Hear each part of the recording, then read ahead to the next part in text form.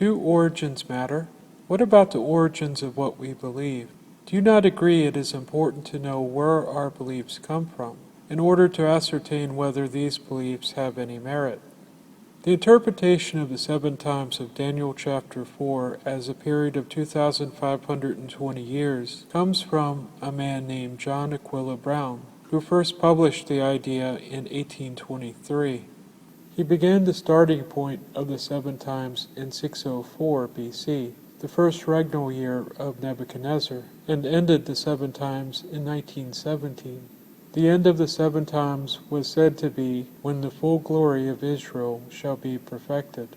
This interpretation of the 7 times would soon be picked up by dozens of others, each with their own starting and ending points of the 2,520 years. In 1844, E.B. Elliott was the first to come up with the possibility that this period would end in 1914. William Miller, the father of the Adventist movement, believed the 2,520 years would end in 1843. Based on other calculations, he believed Christ would return in 1843. Then when that failed, 1844. The failed prediction of 1844 was called the Great Disappointment. The Adventist movement splintered into dozens of smaller groups. Some of these groups who survive to this day still believe that 1844 is a marked date in Bible prophecy. As an aside, it is very interesting the similarities of these groups that descended from William Miller, even those who disavow him as a theological forebearer. Adventist groups have a history of making predictions and calculations, and sometimes when these fail, such as 1844, they often say they expected the wrong thing at the right time.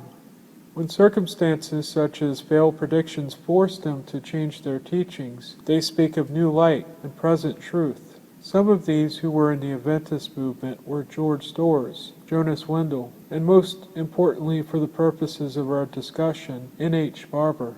Barber believed, based on his calculations, that Christ would return in 1873, then when that failed, 1874. Much like Miller's prediction, it was seen as expecting the wrong thing at the right time. Barber began to teach that Christ had indeed come in that year, and that 1874 was the start of Christ's invisible presence. In 1875, Barber taught that the Gentile times started with the destruction of Jerusalem, which he dated to 606 BC, and that the Gentile times would end in 1914. Of course, as we previously seen, Jerusalem was destroyed in 587 BC. So where did the year 606 BC come from? Because he believed that 536 BC was the first year of Cyrus, and that this ended the 70 years, it was a simple calculation of subtracting 70 years from 536 BC and deriving 606 BC. Of course, today most acknowledge that the first year of Cyrus was 538 BC, not 536 BC. Another problem with his calculation is that he failed to account for the simple fact that there was no 0 year. It was important for him to stress a 40-year period spanning from 1874 to 1914.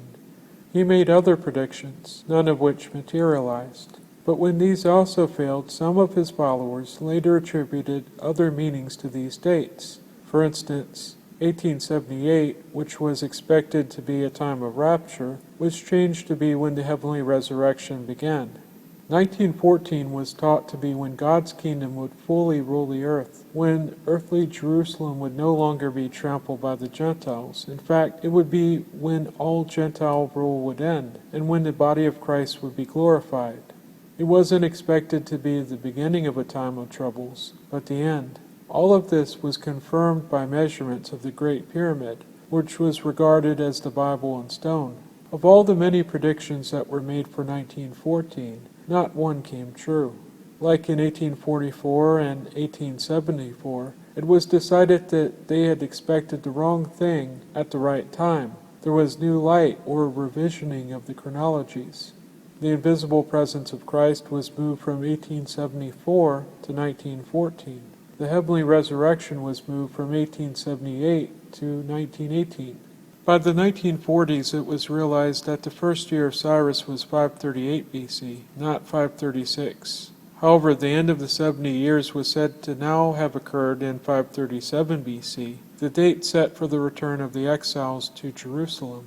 The destruction of Jerusalem was moved from 606 BC to 607. It was also acknowledged by this time that there was no 0 year. Through all this, 1914 and the Gentile Times calculation was retained. In the meantime, scores of other predictions were made, such as the resurrection of the ancient worthies in 1925 that would fight the War of Armageddon, but none of these predictions came to pass. In regard 1914, some object, but something happened in 1914. Even though the expectations were wrong, the very fact that they pointed to that year, that's phenomenal. It is true that in 1914, something happened. In August of that year, World War I did break out, but it should be pointed out that this occurred months before October of 1914, when the Gentile Times were said to end. It should be understood that there were dozens of groups that made over 36 predictions as to the end point of the 7 times.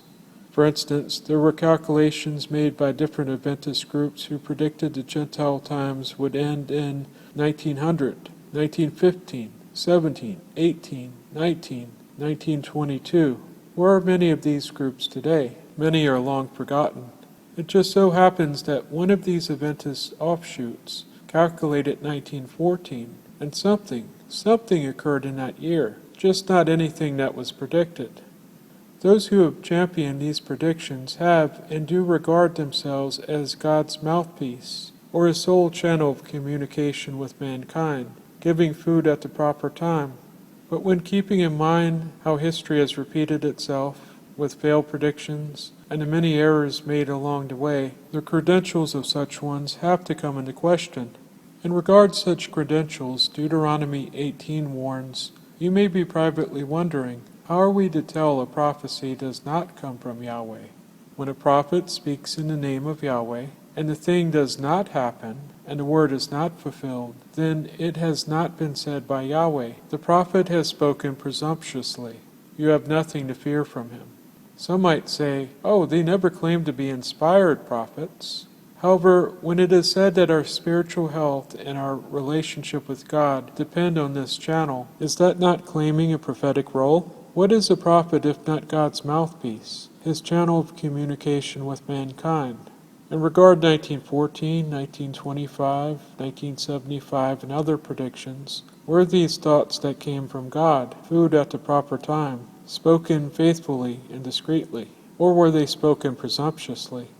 If they were spoken presumptuously, what does Deuteronomy advise us in regard to their credentials?